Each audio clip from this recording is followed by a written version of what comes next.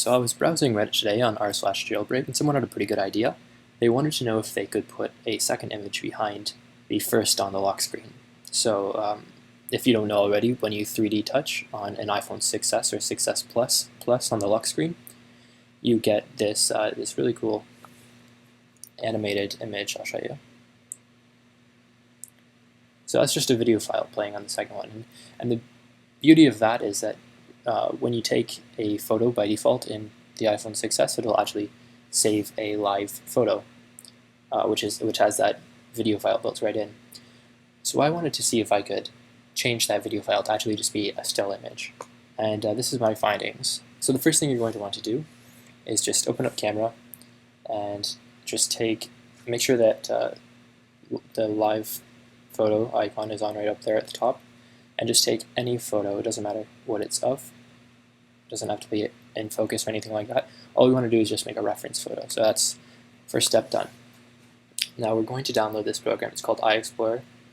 You can also use any program that lets you view your iPhone file system. You can even use like SSH if you wanted. But what I already did, I already have it here. And the folder you're going to want to go to is Media DCIM 100 Apple. I'll just refresh this here.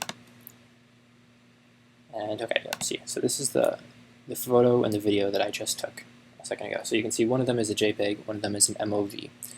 So we don't really care about them. All we need to care about is their name right here. So image_0382 is the first one, and that's the JPEG and the MOV. So I already downloaded a couple wallpapers that I wanted to use. There's the first one and there's a second one. I thought it would be pretty cool if I had the first one as this black and white one, and then you 3D press and it would turn into color. So I'm going to try that. So we're going to open up our terminal, and actually let me make this a little bit bigger. Oh, it looks so ugly now, but that's alright. Okay, so just minimize that for a second. So we're going to want to, I have them on my desktop here. And if you don't have FFmpeg installed, you're going to want to do that. I use Homebrew, so it's just as simple as brew install FFmpeg, but you can probably just download the packages, install it from their website. So the first thing you're going to want to do is type ffmpeg-i for input file. Now I want to make this second one into the video, which is the when you 3D touch, it plays that video. So I is input wallpaper 2. Now we're going to type -c:\v. That means codec for the video. And we want libx264. Now we want -bf video format fps equals 1/3. That means that it's going to play one frame every 3 seconds, which, since it's only one frame in total, it'll be a 3-second video in total. So that makes sense. Comma, and then format equals YUV 420p. That's just the format that it would be using there. And last one, the output. So I'll name it wallpaper2.mov because we want it to be a video, and the MOV is fairly important because that's what it said in iExplorer here. So press enter, and oh, there we go. It's already done. So as you can see, it's a 3-second video here of just that still image. So now all we have to do is change the name to the one that we have of the image there on our iPhone. So it's 0382, and then the first one is going to be img_0382. Perfect. So drag them over. Want to replace? Yes, I want to replace both of them.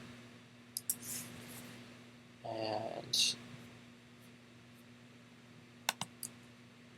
there, okay. So now it has the same name as before, but it has the new files. So we'll go back to the iPhone and open up our photos.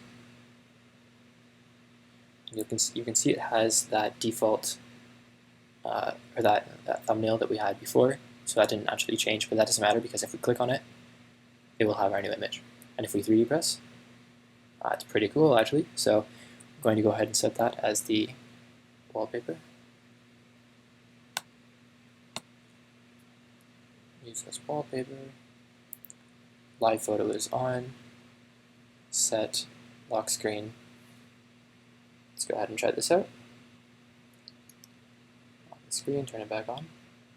Okay, so there's our black and white. 3D touch on it. And